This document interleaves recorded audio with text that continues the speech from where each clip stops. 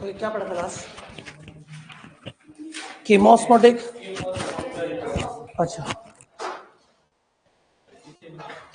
Okay. Next C2 cycle एक harmful process भी है प्लांट के लिए।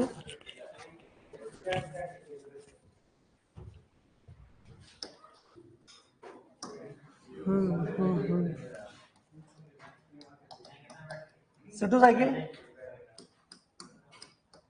फोटो रेस्पिरेशन,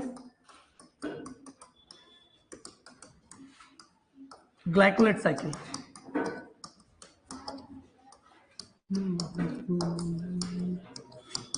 ये लिख लीजिए C2 cycle, also known as photorespiration और ग्लाइकोलेट पाथवे, तीनों नाम एक ही। C2 साइकिल, फोटो रेस्पिरेशन और glycolate pathway.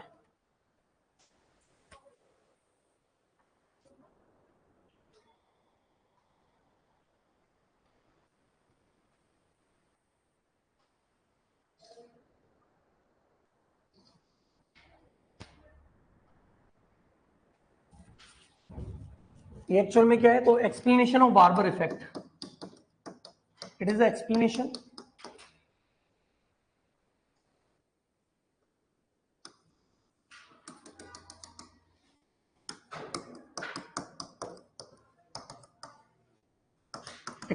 Of barber effect.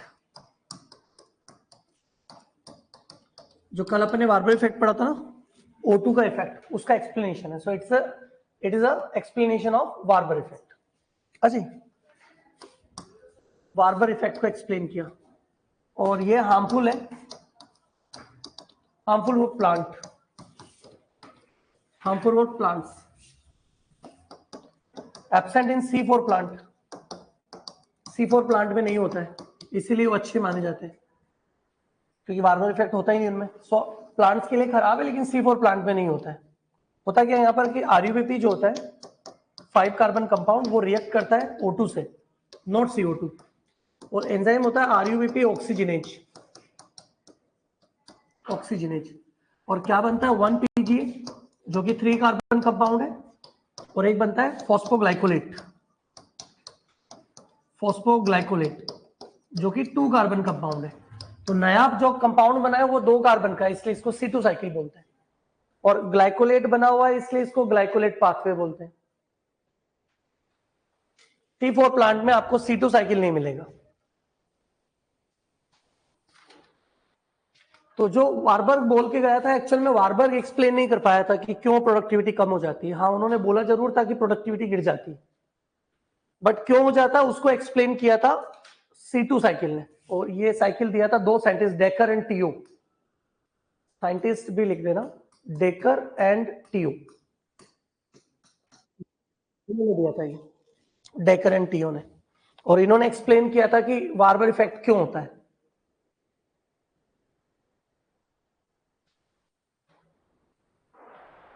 So it is an explanation of Barber effect.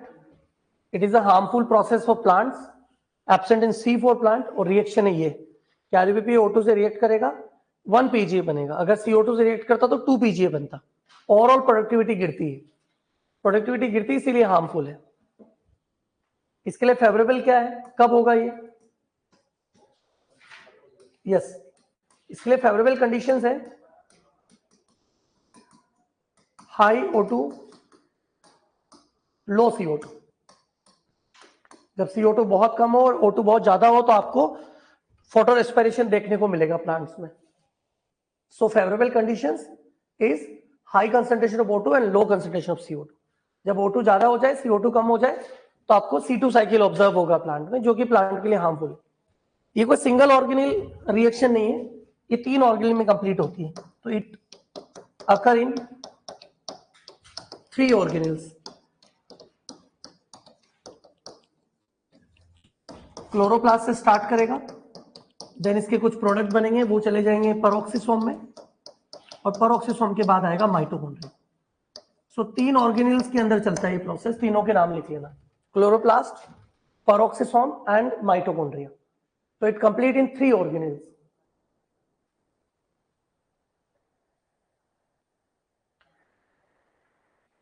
Process initiate होगा क्लोरोप्लास्ट से और टर्मिनेट होगा माइटोकॉन्ड्रिया पे।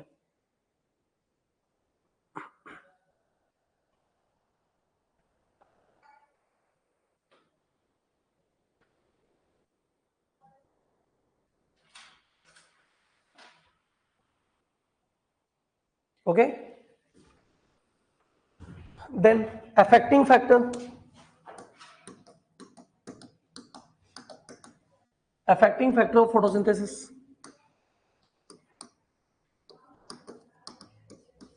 of photosynthesis, कौन से फैक्टर affect करते हैं फोटोसिंथेसिस को? फर्स्ट लाइट, लाइट में वेवलेंथ भी अफेक्ट करती है और इंटेंसिटी भी अफेक्ट करती है।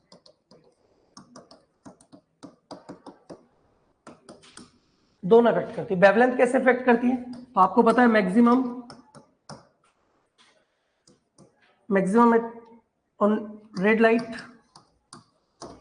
Second maximum blue, minimum green. इसका मतलब है कि ग्रीन और रेड और ये सब क्या है? वेवलेंथ ही तो है। अलग अलग वेवलेंथ पे अलग अलग कलर होता है, तो वेवलेंथ भी अफेक्ट करता है, जैसे maximum on red light, minimum on green light. और इंटेंसिटी भी अफेक्ट करती है। इंटेंसिटी का अगर इफेक्ट देखें तो वो इस तरह से आई, और ये रेट ऑफ फोटोसिंथेसिस। तो इनिशियली जब आप इंटेंसिटी बढ़ाओगे तो बढ़ेगा और फिर कांस्टेंट हो जाएगा, और बहुत ज्यादा बढ़ाने के बाद ये वापस डिक्रीज भी हो सकता है, क्योंकि हाई इंटेंसिटी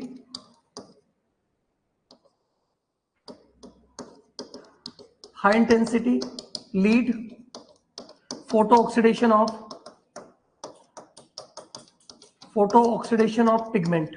क्योंकि बहुत ज्यादा अगर आपने इंटेंसिटी बढ़ाई है तो पिगमेंट्स का फोटो ऑक्सीडेशन हो जाएगा और पिगमेंट डिस्ट्रॉय हो जाएंगे, इसलिए ये वापस गिर भी सकता है।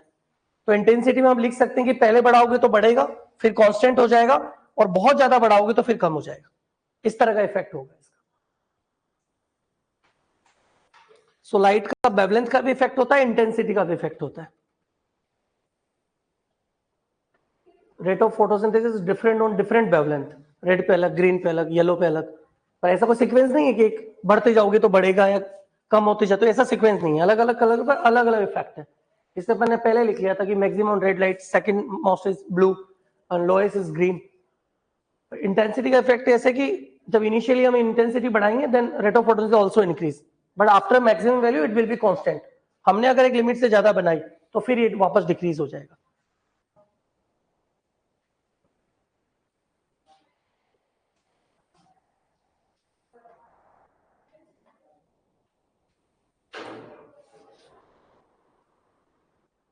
जैसे हम इसमें दे सकते हैं कि कोई भी क्वेश्चन कि कोई भी एरिया है जो इक्वेटर के आसपास है, उसमें कुछ टाइम दे दिया, लाइक 8 AM दे दिया, 12 PM दे दिया और फिर 5 PM दे दिया। बोलेंगे कि रेट ऑफ फोटोसिंथेसिस किस समय ज्यादा होगी? 8 AM, 12 PM और 5 PM। तो नहीं, खुद सोचो कि इंटेंसिटी कब दिन में सबसे ज्यादा होती है। इक्वेटर के आसपास की बात कर रहा हूं मैं। तो आपको पता है 12 बजे इंटेंसिटी बहुत हाई होगी, इसका मतलब रेट ऑफ फोटोसिंथेसिस 12 बजे ज्यादा होगी। 8 बजे क्या होता है? इंटेंसिटी कम होती है, तो रेट ऑफ फोटोसिंथेसिस भी कम है, फिर इंटेंसिटी बढ़ेगी, रेट बढ़ेगी। 12 बजे जाके कांस्टेंट हो जाती है। 12 से 3 कांस्टेंट चलेगा क्योंकि इंटेंसिटी हो जाती है। और नेचुरली इतना नहीं होता कि फोटो हो जाएगा, तो अननेचुरली हम ज्यादा करें तो ऐसा डिग्रेड होता है नीचे वाला, और फिर 4 बजे के बाद या 3 बजे के बाद वापस कम होने लगती है इंटेंसिटी, तो वापस से डिक्रीज हो जाएगा। तो इसके अकॉर्डिंग भी क्वेश्चन बन सकते हैं। अच्छा, जनरली क्या रेशो है? नॉर्मली रेशो बोल रहा हूं, तो जनरल रेशो अगर कोई पूछे आपको कि general ratio of P and R, P मतलब फोटोसिंथेसिस, आर मतलब रेस्पिरेशन इन प्लांट, तो प्लांट के अंदर जनरल रेशो है 10:1, कि प्लांट 10 टाइम फोटोसिंथेसिस करते हैं ना, उतने ड्यूरेशन में एक ही बार रेस्पिरेशन करते हैं। तो general ratio of P and R in plant is 10:1। P मतलब फोटोसिंथेसिस और जो आर है वो रेस्पिरेशन। तो general ratio of P ratio R जो है वो 10:1 है। मतलब प्लांट 10 टाइम फोटोसिंथेसिस करता है, उस ड्यूरेशन में एक ही बार रेस्पिरेशन कर पाता है। तो general ratio of P R in plant is 10:1। Okay, इससे क्या फायदा है?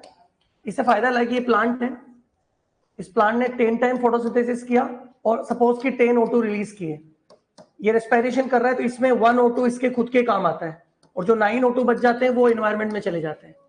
फोटोसिंथेसिस में इसको CO2 चाहिए, 9 CO2 बाहर से लेगा और 1 CO2 ये खुद प्रोड्यूस करता है, उसको ले लेगा। तो आप क्या देखते हैं कि प्लांट में कौन सी गैसेस जा रही है? CO2 और प्लांट से कौन सी गैस निकल रही? तो हम इनिशियली से यही जानते हैं कि प्लांट CO2 लेते हैं, O2 छोड़ते हैं। लेकिन क्वेश्चन आएगी, बहुत बेसिक कॉन्सेप्ट है जो 4th क्लास बच्चे को भी पता होना चाहिए कि प्लांट भी रेस्पिरेशन में क्या लेते हैं? O2 ही लेते हैं। लेकिन अभी भी पूछता हूं ना मैं जेईटी वाले बच्चों से, अभी तो उनको लगता है कि प्लांट रेस्पिरेशन में भी CO2 लेता है, जबकि ऐसा नहीं है, रेस्पिरेशन में O2 ही लेता है। हाँ, लेकिन उसको जो रेस्पिरेशन में O2 चाहिए ना, वो दिन में बाहर से नहीं लेगा, क्योंकि जो खुद CO2 प्रोड्यूस करता है उसी में से यूज कर लेता है। रात को उल्टा होता है, रात को क्या होता है कि रात को ये इन्वायरमेंट से O2 लेगा, स्टोमेटा बंद होते हैं, फिर भी 100% कभी बंद नहीं होते स्टोमेटा, और रात को CO2 जो काम आ रहा था वो रिलीज होने लगता है प्लांट में से। दिन में तो काम आ जाता था फोटोसिंथेसिस की वजह से, लेकिन रात को तो फोटोसिंथेसिस बंद हो गया है, तो ये क्या होगा? ये रिलीज होगा। इसे कहते हैं कि रात को पेड़ वेड़ के नीचे नहीं सोना चाहिए, क्योंकि CO2 कंसंट्रेशन ज्यादा होती है, क्योंकि रात को ये जो CO2 दिन में जो काम आ जाती थी वो रात को बाहर निकल जाती। तो इसलिए कुछ प्लांट्स को छोड़ दो, कुछ प्लांट्स ऐसे हैं जो 24 टाइम फोटोसिंथेसिस करते, मतलब ऑक्सीजन रिलीज करते हैं, लाइक जैसे पीपल वगैरह है और तुलसी वगैरह है, वो सब उनको छोड़ दो, बाकी ऐसा होता है। लेकिन ना मॉर्निंग में, सनराइज के टाइम और लास्ट को इवनिंग में, इंटेंसिटी कुछ इस तरह की होती है कि कुछ सेकंड्स के लिए प्लांट में ये रेशियो बराबर हो जाता है, कुछ सेकंड्स के लिए, राइट? मॉर्निंग और इवनिंग के time, due to specific intensity. और उस समय अगर ये दोनों रेट बराबर हो जाती है ना, क्या होगा कि P और R इक्वल है। P ने एक O2 प्रोड्यूस किया, R ने पकड़ा, R ने 1 CO2 प्रोड्यूस किया, प्लांट ने फोटोसिंथेसिस में पकड़ा, ना तो इसने कोई O2 लिया, ना कोई CO2 लिया, ना कोई O2 रिलीज किया। अगर प्लांट के अंदर दोनों रेशो को मैं बराबर कर दूं ना, तो प्लांट ना तो कोई गैस लेंगे, नहीं हमें कुछ देंगे। लेकिन अभी हमें ये O2 देते हैं और हमसे क्या लेते हैं? क्योंकि ये रेशो ये वाला रेशो। पर मॉर्निंग में और इवनिंग में कुछ सेकंड्स के लिए ये कंडीशन भी आती है जहां एक्सचेंज ऑफ गैसेस जो है वो बंद हो जाता है। इसको बोलते हैं photo compensation point. Photo compensation point, इस पे अपन बात कर लेते हैं। तो आप नीचे लिख लो स्टार लगा के, फोटो कंपेंसेशन पॉइंट, स्टार लगा देना, photo compensation point.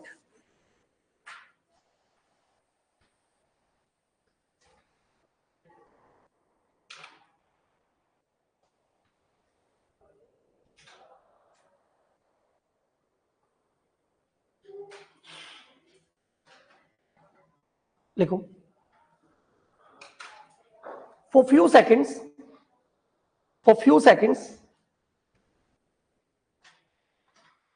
at morning or evening, for few seconds at morning or evening, for few seconds at morning or evening, rate of photosynthesis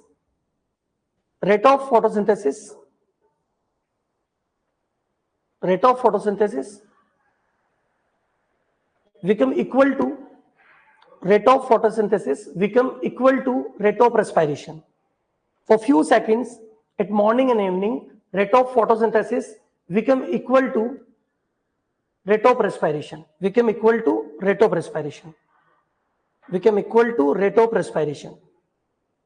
At this point,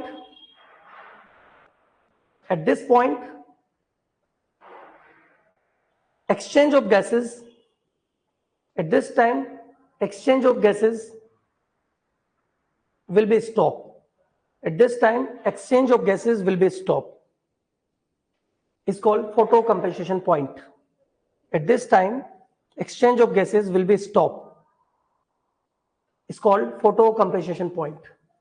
So for few seconds at morning and evening, rate of photosynthesis become equal to rate of respiration. So exchange of gases will be stopped. It's called photocompensation point. ये morning और evening में होगा, कुछ समय के लिए, ज्यादा नहीं, क्योंकि अगर ये ज्यादा टाइम के लिए हुआ तो बैलेंस जो एनवायरनमेंट में O2 CO2 का है वो खराब हो जाएगा, क्योंकि एक सेकंड में भी प्लांट्स बहुत ज्यादा अमाउंट CO2 लेते हैं और बहुत ज्यादा O2 छोड़ते हैं, वो बैलेंस खराब हो जाएगा। ओके, ये तो पहला फैक्टर था। सेकंड,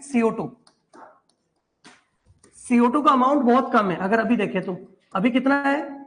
0.04%, मतलब अभी ऑलमोस्ट 410 ppm से भी ज्यादा हो चुका है CO2। बुक्स में अभी भी 0.03% ही चल रहा है, पर एक्चुअल में CO2 अभी 400 ppm से ज्यादा हो गया। तो अपन 0.04 लिखे तो वो एग्जैक्ट सही है, अगर नहीं हो तो फिर 0.03 लिख देना, क्योंकि अपना तो कोई ऐसा बुक से नहीं चलते हैं, अपना ऐसा नहीं कि वो एनसीईआरटी फॉलो करते हैं, ऐसा तो है नहीं। तो अपन ये लिखो, तो लिखो इसमें amount of CO2 in atmosphere, amount of CO2 in atmosphere is 0.04%. Bracket में लिखोगे 410 to 430 ppm, 410 to 430 ppm, 410 to 430 ppm, क्योंकि 2016 का डाटा दिया हुआ है बुक्स में, वो 370 360 ppm दिया हुआ था, पर अभी जो है ना वो 400 क्रॉस कर गया। आप जब भी नेट वगैरह पे सर्च करेंगे तो मिल जाएगा आपको। ओके, सो ये अमाउंट बहुत कम है एनवायरमेंट के अंदर, 0.04% है, लेकिन बहुत कम है। तो नीचे लिखो, when we increase when we increase amount of CO2, when we increase amount of CO2, rate of photosynthesis also increase, rate of photosynthesis also increase, rate of photosynthesis also increase, but up to 0.05%, but up to 0.05%,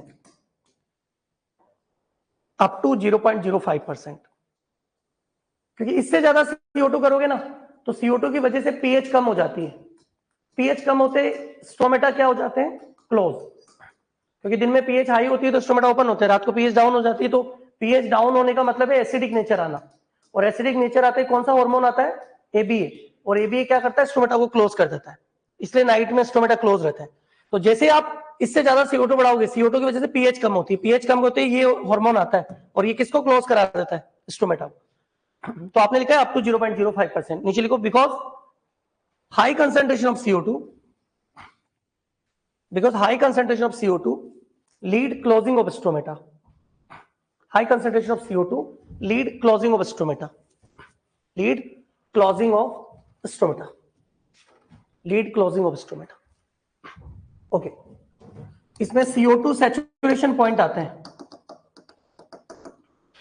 saturation point for C3, ये C3 plant कब saturate हो जाएंगे, जब उनको कितनी CO2 की need है for saturation, तो आंसर है 450 ppm।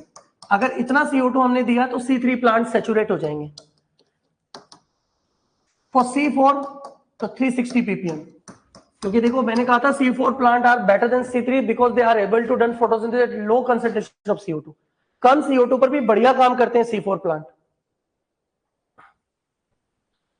C3 के लिए CO2 सैचुरेशन पॉइंट इज 450 और C4 के लिए 360 ppm। सैचुरेट करने के लिए हमें इतना CO2 देना पड़ेगा। यहां भी एक पॉइंट होता है CO2 compensation point, CO2 compensation point. देखिए जनरल रेशो कितना है, आज मान लीजिए 400 ppm CO2 है, तो रेशो क्या है 10:1, राइट। अगर मैं इसको आधा कर दूं 200 ppm कर दूं तो आप देखेंगे रेशो हो जाएगा 5:1। CO2 को कम कर रहा हूं, CO2 जब मैं 40:100 करूंगा इसके बीच में, तो मैं देख रहा हूं कि ये रेशो बराबर निकले, और ऐसा किसके अंदर हुआ, C3 के अंदर। तो CO2 कंपनसेशन पॉइंट की डेफिनेशन क्या लिखी, concentration of CO2 on which rate of photosynthesis become equal to rate of respiration is called CO2 compensation point। CO2 का वह कंसेंट्रेशन जिस पर ये दोनों फोटोसिंथेसिस और रेस्पिरेशन इक्वल हो जाए उसी को बोलते हैं CO2 कंपेंसेशन पॉइंट। तो आप CO2 कंपेंसेशन पॉइंट नीचे स्टार लगा के लिखोगे। पहले लाइट की वजह से हो रहा था तो फोटो कंपेंसेशन पॉइंट बोला था, अब CO2 की वजह से हो रहा है तो CO2 कंपेंसेशन पॉइंट बोल दिया। चीज तो एक ही हो रही है, दोनों बराबर होती जा रही है। लिखो concentration of CO2 compensation point, इसमें अपन लिखेंगे concentration of CO2 in which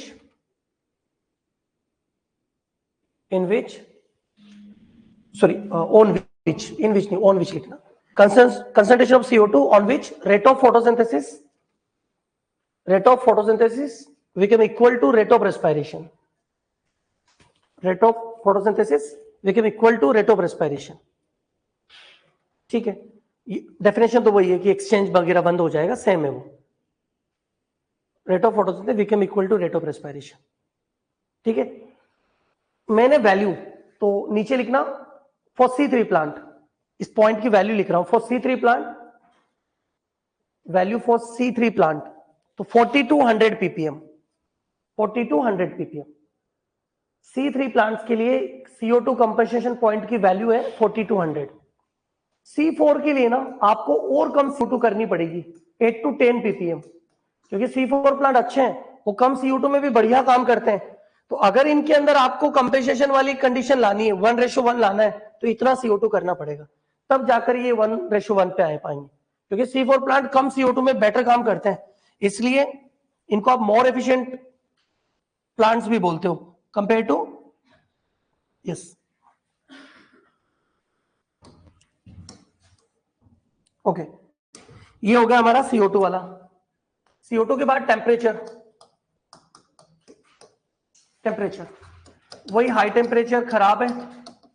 high temperature से क्या होता है, डी नेचुरेशन ऑफ एंजाइम, तो ये ऑलमोस्ट काम का नहीं है। लो टेम्परेचर, ये भी खराब है, क्योंकि इससे क्या होता है, इनएक्टिवेशन ऑफ एंजाइम। तो प्लांट के लिए ये दोनों नहीं होना चाहिए। सो फेवरेबल टेम्परेचर, तो favourable temperature for C3 25 to 35 degree Celsius, for C4 40 to 50 degree Celsius, because ये हाई टेम्परेचर इनको पसंद है। तो इन दोनों का फेवरेबल टेम्परेचर भी लिख लेना। Q10 वैल्यू,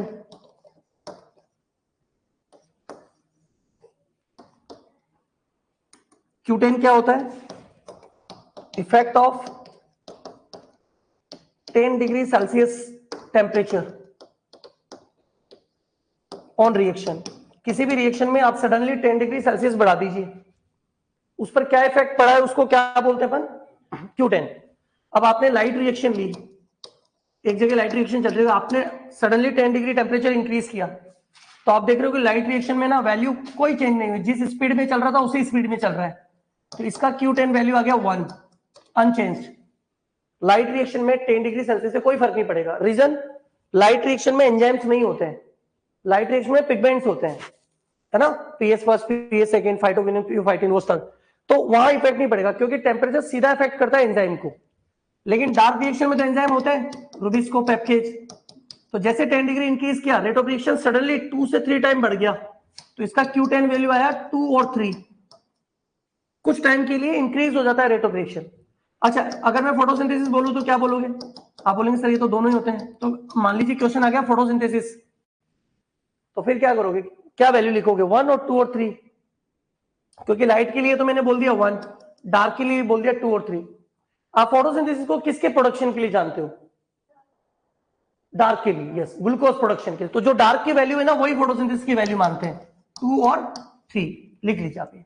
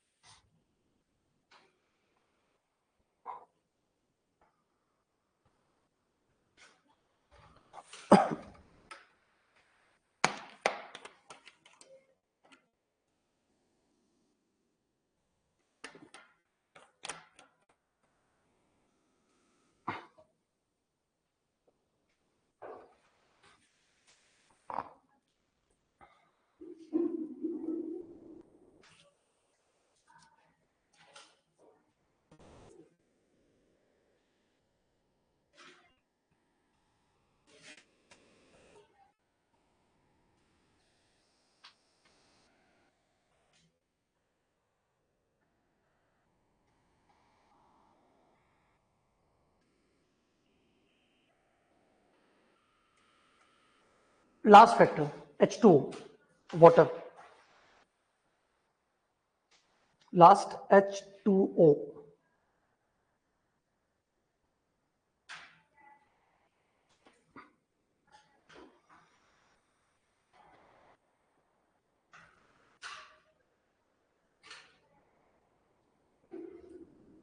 H2O लिखो। Photosynthesis indirectly affected by H2O, कभी डायरेक्टली अफेक्ट नहीं करता H2O फोटोसिंथेसिस को, indirectly affected by H2O, because deficiency of H2O, photosynthesis indirectly affected by H2O, because deficiency of H2O lead closing of stomata, lead closing of stomata, lead closing of stomata. दोबारा बोल रहा हूं, सुनिए। Photosynthesis indirectly affected by H2O because deficiency of H2O lead closing of stomata। देखिए जैसे plant के पास water कम होता है ना, तो वो क्या करता है, वाटर कंजर्व करने के लिए अपने स्टोमेटा बंद करता है। आपको पता होगा जब वाटर स्ट्रेस होता है तो एबीओ सीक्रेट होगा, राइट। ऐसा ही है कि एक H2O यहां काम आ रहा है, CO2 रिएक्ट विथ H2O और क्या बना रहा है, ग्लूकोज। ये वाला H2O ना कभी कम नहीं हो सकता प्लांट में, नेवर, क्योंकि प्लांट जितना अब्सॉर्ब करता है ना उसका ओनली 1% है, 99 तो ये ट्रांसपिरेशन में खर्च कर देता है। जो भी वाटर अब्सॉर्ब हो रहा है उसका केवल 1% यूज कर रहा है। अब मान लीजिए कि प्लांट को वाटर डेफिशिएंसी हुई है, तो प्लांट इसको नहीं करेगा, इसको कंजर्व करेगा। इसको 99 से 90 लेके जाएगा, इसको 80 लेके जाएगा, 70 लेके जाएगा, 50 लेके जाएगा, इसको कम करेगा और यहां से जो वाटर बचेगा उसको यहां लेके आएगा। और उसके पास ट्रांसपिरेशन कम करने का एक ही तरीका है, वो किसको क्लोज कर देता है, स्टोमेटा। स्टोमेटा क्लोज होते ट्रांसपिरेशन कम होगा और वो जो वाटर बचेगा वो यहां आ जाएगा। तो ये वाटर कभी कम नहीं हो सकता, नेचुरली कभी कम नहीं हो सकता। लेकिन क्या हो रहा है कि आप जब इस H2O को रिस्टोर करने के लिए ट्रांसपिरेशन कम कर रहे हो, स्टोमेटा क्लोज कर रहे हो, स्टोमेटा क्लोज करते ही प्लांट में किसकी डेफिशिएंसी होती है, क्योंकि ऑलरेडी CO2 बहुत कम है, आपने स्टोमेटा भी क्लोज कर दिए तो CO2 और कम हो गया और रेट ऑफ फोटोसिंथेसिस क्या होगा, डिक्रीज। तो कमी किसकी थी, H2O की, और इफेक्ट किसकी वजह से पड़ा, इसलिए मैंने लिखा कि photosynthesis indirectly affected by H2O, directly affect नहीं होता है। ठीक है, तो ये आपके 4 हो गए। इसके बाद एक लॉ ऑफ लिमिटिंग फैक्टर बाकी है, वो आप हेडिंग डालो, law of limiting factor. Law of limiting factor ये दिया था ब्लैकमैन ने, 1905 में दिया था Blackman, law of limiting factor. अब लाइक फोटोसिंथेसिस है, इसको बहुत सारे फैक्टर इफेक्ट्स करते हैं, जैसे light, CO2, water, temperature, minerals, अलग अलग टाइप के मिनरल्स, मैग्नीशियम और वो सब। अब X, Y, Z, A, B, C इस तरह के कुछ फैक्टर्स हैं। क्वेश्चन आता है कि photosynthesis affected by multiple factor, then its rate always decided by, पहला ऑप्शन है one factor that found in maximum amount. तो एक तो दे दिया कि वो फैक्टर इफेक्ट करेगा जो मैक्सिमम अमाउंट में, दूसरा बोला one factor that found in minimum amount, एक ये रहा, एक दिया ऑल फैक्टर्स, तो एक आंसर दिया ऑल फैक्टर्स। तो इन तीनों में से हमारा आंसर क्या होगा, मिनिमम वाला, कि रेट ऑफ फोटोसिंथेसिस को वो फैक्टर रेट ऑफ फोटोसिंथेसिस को वो फैक्टर इफेक्ट करेगा जो सबसे कम अमाउंट में, और इसी को हम बोलते हैं लॉ ऑफ लिमिटिंग फैक्टर। तो आप इसकी लैंग्वेज लिख लेना, photosynthesis affected by multiple factor, photosynthesis affected by multiple factors, affected by multiple factors, but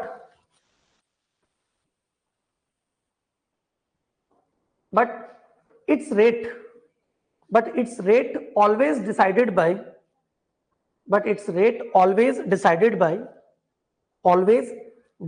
one factor, but its rate always decided by one factor that found in minimum amount, but its rate always decided by one factor that found in minimum amount, that found in minimum amount। Example लिखो। अब example depend करता है कि आप किस जगह की बात कर रहे हो। लाइक मैंने सी की बात की तो ओशियंस, तो सी में होगा नाइट्रोजन। आप ऐसे लिमिटिंग फैक्टर अलग है। इन सी अगर आप ओशियन या सी की बात कर रहे हो तो वहां पर लिमिटिंग फैक्टर है नाइट्रोजन, डिसॉल्व नाइट्रोजन की कमी है बहुत। अगर आप किसी लेक की बात कर रहे हो तो लेक में रॉक्स बहुत कम होती है, इसलिए वहां फॉस्फोरस की कमी होती है।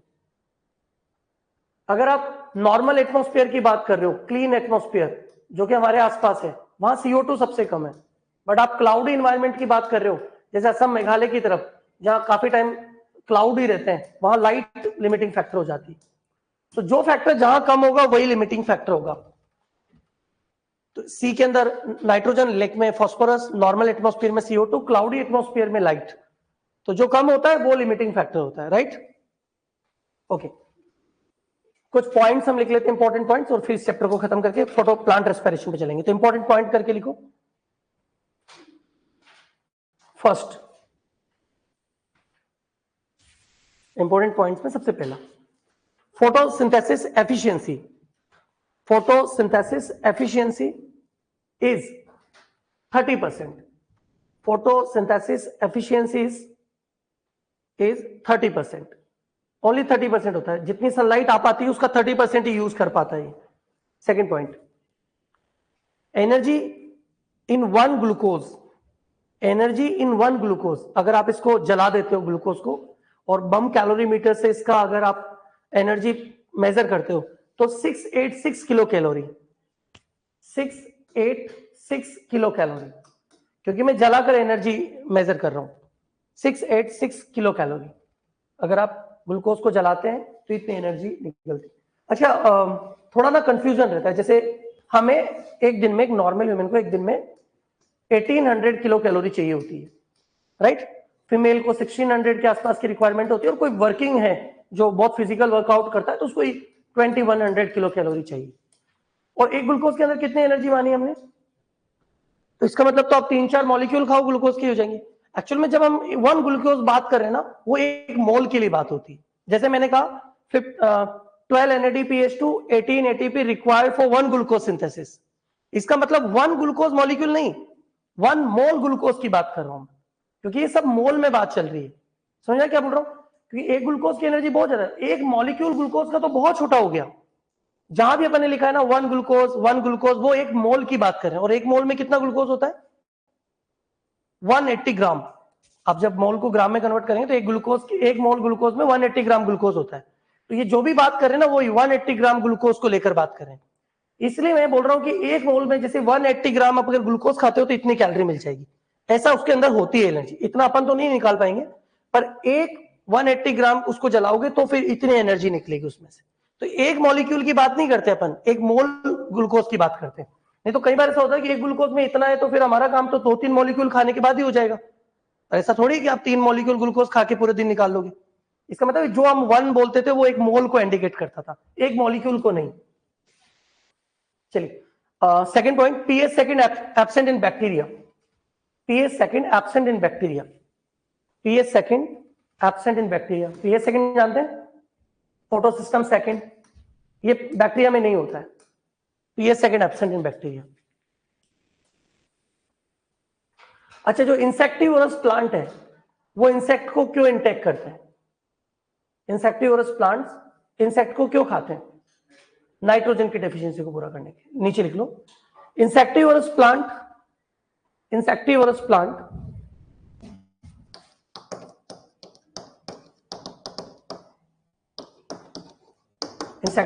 प्लांट्स कौन कौन है? कुछ नाम जानते हैं? Utricularia, Nepenthes,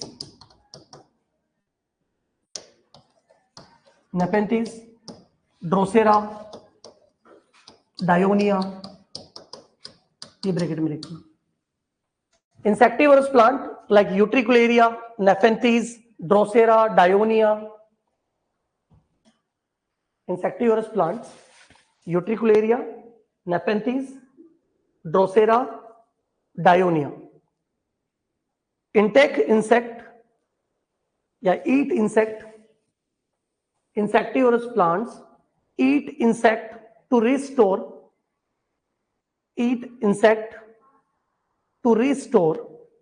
N2 deficiency. Insectivorous plant eat insect to restore N2 deficiency. क्योंकि हमें पता है कि इंसेक्ट का जो स्केलेटल होता है वो किसका बना होता है? काइटिन का। और काइटिन किसका पॉलीमर है? एन एसिटाइल ग्लूकोजेमिन का। उसमें नाइट्रोजन अच्छा है, इसलिए उनको इंटेक कर लेते हैं। इनके सबके नाम भी होते हैं फेमस, जैसे यूट्रिकुलेरिया को ब्लैडर वर्ट बोलते हैं अपन, है ना। नेपेंथिस को पिचर प्लांट बोलते हैं, ड्रोसेरा को सनड्यू बोलते हैं, इसको वीनस फ्लाई ट्रैप बोलते हैं अपन, ऐसे इनके नाम भी होते हैं। चलिए, नेक्स्ट पॉइंट, लास्ट, 8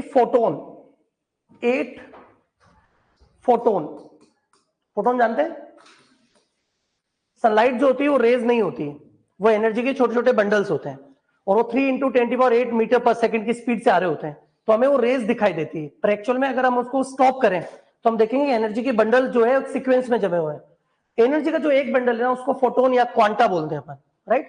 सो 8 फोटोन जब प्लांट पे गिरते हैं ना, उसकी वजह से जो इलेक्ट्रॉन लॉस होता है, उसकी वजह से जो H2 मॉलिक्यूल टूटते हैं, तब 1 O2 रिलीज होता है। तो हम पूरा सिंपल एक लाइन बोल रहे हैं कि एक O2 रिलीज करने के लिए कितने फोटोन का प्लांट पर एक्सपोज होना एसेंशियल है, 8 का। तो आपने लिखा 8 photon are required, 8 photon are required for 1 O2 production. For 1 O2 production. 1 O2 production. It's called quanta demand. It's called quanta demand. It's called quanta demand. It's called quanta demand. ठीक है, ये आपका photosynthesis खत्म हुआ है। Next plant physio का हमारे पास chapter है प्लांट रेस्पिरेशन। प्लांट रेस्पिरेशन,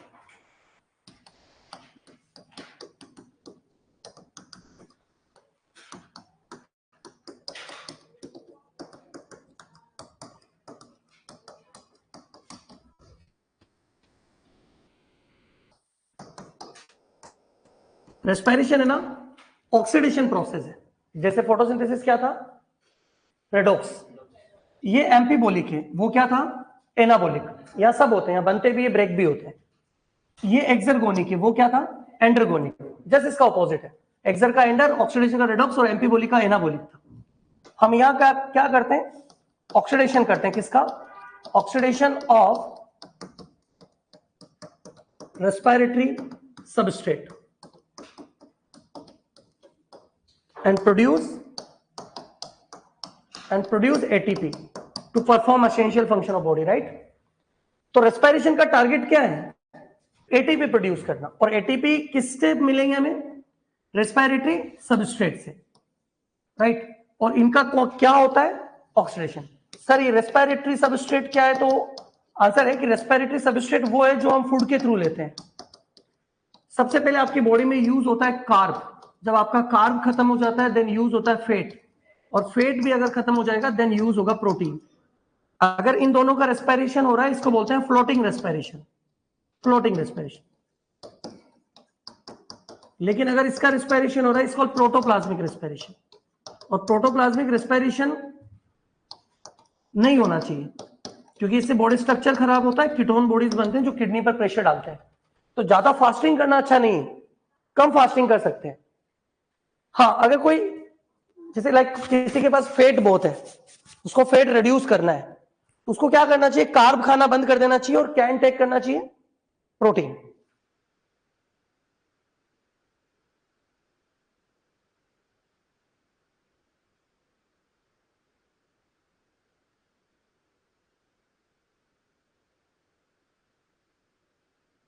करना स्टार्ट कर देते हैं, तो प्रोटीन आ रहा है तो बॉडी शेप अच्छा होगा, मसल्स फॉर्म होगी, और जो कार्ब था ये खत्म हो चुका है, तो बॉडी में जो फैट है उसका रेस्पिरेशन होने लगेगा। लेकिन कार्ब एक साथ बंद करना भी डेंजरस है, क्योंकि कार्ब बंद होते ग्लूकोज की कमी हो जाती है, क्योंकि इसको ग्लूकोज में कन्वर्ट होने में टाइम लगता है, और कार्ब आपको जल्दी से ग्लूकोज देता है। तो कई बार ऐसा ना कि बहुत सारे ऐसे होते हैं जो कार्ब बिल्कुल बंद कर देते हैं, तो उनको जैसे चलते चलते चक्कर आ गए, गिर गए कहीं, कई बार ऐसे बहुत सीरियस कंडीशन में कोमा वगैरह में चले जाते हैं, क्योंकि ब्रेन को ग्लूकोज सप्लाई नहीं होती। तो एकदम से कुछ नहीं बंद कर सकते, हाँ, लेकिन कार्ब घटा के बॉडी का फेट कम कर सकते हैं। तो ये इसी पाथवे पर है, आपकी बॉडी में पहले यूज होता है कार्ब, फिर यूज होता है फेट, फिर यूज होता है प्रोटीन।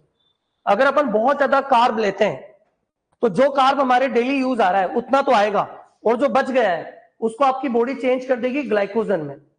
ग्लाइकोजन स्टोर हो जाएगा लीवर पे और मसल्स में, और फिर और जो बच जाएगा वो कन्वर्ट हो जाएगा लिपिड में, और फिर फैट बनकर आपकी बॉडी में स्टोर रहेगा। तो ज्यादा कार्ब भी अपन लेते हैं तो वो भी फैट में कन्वर्ट हो सकता है, ठीक है।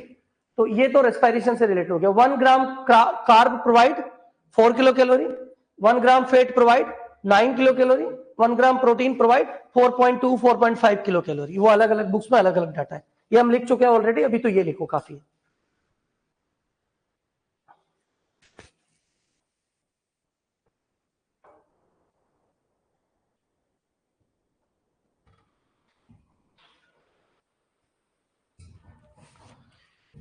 ओके, इसके बाद ये लिखा भी, लिख लीजिए पहले।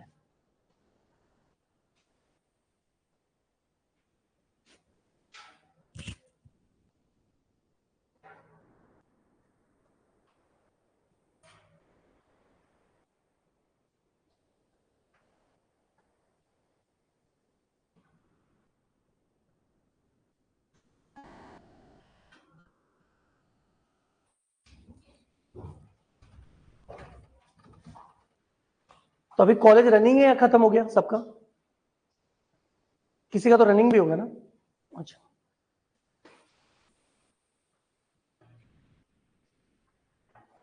चले आगे। Type of respiration, type of respiration.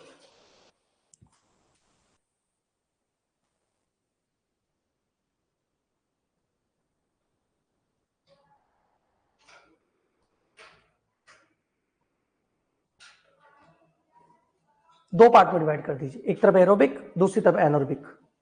Aerobic और anaerobic.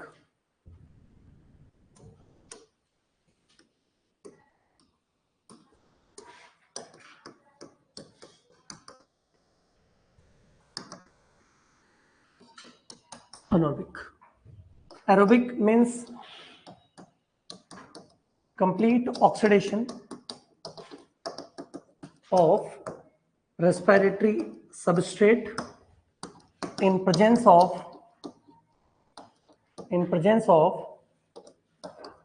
O2. Complete oxidation of respiratory substrate, इसको ग्लूकोज भी लिख दूंगा क्योंकि एटलीस्ट सब ग्लूकोज में ही कन्वर्ट होते हैं। तो complete oxidation of glucose in presence of O2। आप रेस्पिरेटरी सबस्ट्रेट भी लिख सकते हो, गलत नहीं है। तो C6H12O6 आपने लिया, 6 O2 की प्रेजेंस में ब्रेक किया, 6 CO2 प्लस 6 H2 रिलीज हुआ और साथ में एटीपी बने 38 एटीपी। बट ब्रेन, लीवर, इनके अंदर एटीपी 36 होंगे। उसका एक रीजन है, क्योंकि हमारी बॉडी के अंदर सिस्टम चलता है, संट सिस्टम बोलते हैं उसको, मेलेट एस्पार्टिक संट सिस्टम, और एक होता है कोई फॉस्फोरस शंट सिस्टम होता है। शंट सिस्टम क्या होता है वो आगे जब ईटीएस पढ़ाऊंगा तब मैं बता दूंगा। हाँ, एक ग्लिसरॉल फॉस्फेट होता है, एक मेलेट एस्पार्टेट और एक ग्लिसरॉल फॉस्फेट, तो उसकी वजह से 2 एटीपी कम हो जाते हैं। वो सब आपको ईटीएस में बताऊंगा। अभी याद रखना है कि जनरल क्वेश्चन आता है ग्लूकोज कितना एटीपी देता है, 38, लेकिन ब्रेन और लीवर के अंदर पूछे तो फिर 36 आंसर देना है। ये आप उनको फॉलो करें। एनोरबिक यहां लिखेंगे हम, incomplete oxidation of glucose in absence of O2। C6H12O6 ये ब्रेक होके बना रहा है 2CO2 प्लस 2C2H5OH और साथ में आपको 2 एटीपी मिल रहा है।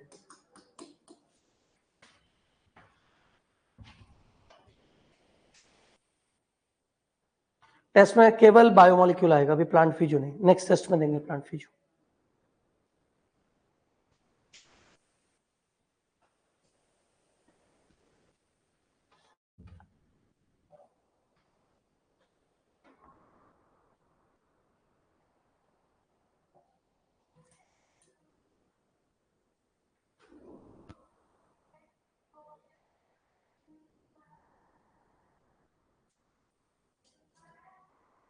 एरोबिक जो है ना वो एनोरबिक से 19 टाइम ज्यादा एनर्जी देता है, 19 गुना, क्योंकि ये 2 ही एटीपी दे रहा है, वो 38 एटीपी दे रहा है, तो 19 गुना ज्यादा एनर्जी देता है aerobic. Aerobic provide 19 time more energy than anaerobic, इसलिए हमारा रेस्पिरेशन एरोबिक है। हमने इवोल्यूशन के साथ सीखा इसको, क्योंकि इतनी कम एनर्जी में हम उतने ज्यादा फंक्शन नहीं कर पाते, तो इवोल्यूट हो गया है। अदरवाइज पहले तो एनोरबिक जीव ही आए थे, उसके बाद आने लगे एरोबिक। तो चले आगे। फर्मेंटेशन जो अपन प्रोसेस है ना वो एक टाइप है किसका, एनोरबिक का। तो अपन नीचे अलग से लिख सकते हैं, fermentation is a type of anaerobic respiration. Fermentation is a type of anaerobic respiration.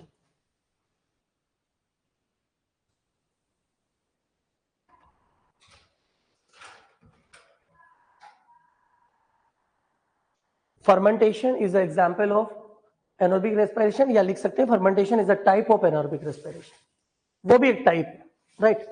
देखिए एरोबिक में ना ऑक्सीजन का क्या रोल है, ये जो मैंने ऑक्सीजन लिखा ना, इसका रोल है लास्ट इलेक्ट्रॉन को एक्सेप्ट करना। ये सब इलेक्ट्रॉन चेन चलती है, जब ग्लूकोज को हम ब्रेक करेंगे तो इलेक्ट्रॉन निकलेंगे, इलेक्ट्रॉन मूव करते जाते हैं ईटीएस में, और इलेक्ट्रॉन को रिसीव करता है O2 लास्ट में। तो रेस्पिरेशन में O2 का यूज लास्ट स्टेप में होता है, उसके पहले नहीं होता। एरोबिक एनोरबिक रेस्पिरेशन कोई आउटर इलेक्ट्रॉन एक्सेप्टर के बिना हो जाता है, इसको कोई एक्सेप्टर नहीं चाहिए। ये सब मैं ईटीएस में बताऊंगा, अभी इसका ज्यादा इंपॉर्टेंस नहीं है। पर ध्यान रखना O2 का रोल केवल लास्ट में ही होता है, उससे ज्यादा नहीं होता है। फिर क्या हमारे अंदर एनारोबिक रेस्पिरेशन होता है? Answer yes. हमारी आरबीसी में हमेशा एनारोबिक रेस्पिरेशन होगा, और हमारी मसल्स में जब हम वर्कआउट ज्यादा करते हैं तो एनारोबिक रेस्पिरेशन होता है। देखिए आपकी मसल्स में मिलता है मायोग्लोबिन, आपके ब्लड में मिलता है हीमोग्लोबिन। हीमोग्लोबिन एक बार में 4 O2 मॉलिक्यूल को कैरी करता है, और मायोग्लोबिन एक बार में एक ही O2 को कैरी करता है। अब आप वर्कआउट बहुत कर रहे हो, आपकी मसल्स में O2 सप्लाई प्रॉपर्ली नहीं हो रहा है, क्योंकि मायोग्लोबिन उतना एफिशिएंट नहीं है। अब आप जिम जा रहे हो या कोई भी काम कर रहे हो, आप वर्किंग एफिशिएंसी ज्यादा है, O2 सप्लाई उतनी है नहीं, तो आपकी मसल्स क्या स्टार्ट कर देगी? Anaerobic respiration. जैसे एनारोबिक रेस्पिरेशन होगा, आपकी मसल्स में बनता है लैक्टिक एसिड, जो कि फटीगनेस के लिए रिस्पॉन्सिबल है। जैसे लैक्टिक एसिड बनेगा, मस्कुलर फाइबर को स्ट्रेन कर देगा और आपको फटीगनेस, थकान होने लगेगी।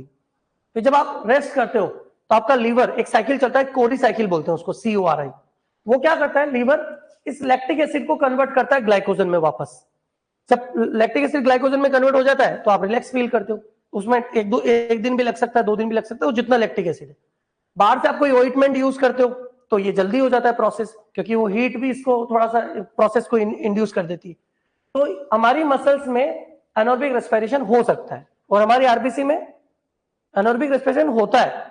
तो दोनों जगह मिलती है, लेकिन एक जगह ऑलवेज, एक जगह हम लिखेंगे सम टाइम। तो नीचे लिखो anaerobic respiration found in RBC and muscles. Anaerobic respiration also found in RBC and muscles. Anaerobic respiration also found in RBC and muscles. जब RBC लिखो तो ब्रैकेट में ऑलवेज लिख देना, और जब मसल्स लिखो तो आप ब्रैकेट में सम टाइम लिख देना। Anaerobic respiration also found in RBC and muscles. RBC में लिखोगे ऑलवेज, हमेशा RBC में एनोरबिक ही होता है, और मसल्स में सम टाइम, जब आप वर्क ज्यादा कर रहे हो, ऑक्सीजन सप्लाई नहीं होती तब।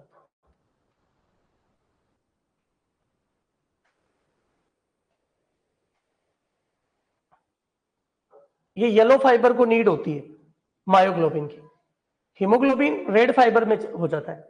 तो ये जो एथलीट्स होते हैं ना, जो 10-10 किलोमीटर 12-12 किलोमीटर रोज दौड़ रहे हैं, इनमें रेड फाइबर आ जाते हैं, मसल्स में डेवलप हो जाते हैं। तो रेड फाइबर में क्या होता है कि फिर मायोग्लोबिन की नीड नहीं होती, ऑक्सीजन सप्लाई बढ़िया चल रही होती, इसलिए थकते नहीं है। आप भी वर्कआउट करोगे, लंबे टाइम तक चलोगे, तो आपकी मसल्स में रेड फाइबर डेवलप हो जाएंगे, फिर वो थकान कम होने लगेगी एज कंपेयर टू कोई नॉर्मल आदमी कर रहा है। तो इसलिए एथलीट्स अपन से ज्यादा पावरफुल होते हैं, क्योंकि उन्होंने इतना वर्कआउट किया कि उनकी मसल्स में रेड फाइबर डेवलप हो गए। येलो फाइबर उतना एफिशिएंटली काम कर नहीं पाते जितना रेड फाइबर कर पाते। चलिए, ये हो गया इनका। अब हम पढ़ेंगे प्लांट में एरोबिक रेस्पिरेशन। तो यहां सेटिंग डालो आप, एरोबिक रेस्पिरेशन इन प्लांट, क्योंकि उनमें एरोबिक ही मिलता है। वो क्या होता है हम नेक्स्ट क्लास से पढ़ेंगे। आप हेडिंग डाल के छोड़ दो बस, aerobic respiration in plant, aerobic respiration in plant, aerobic respiration in plant.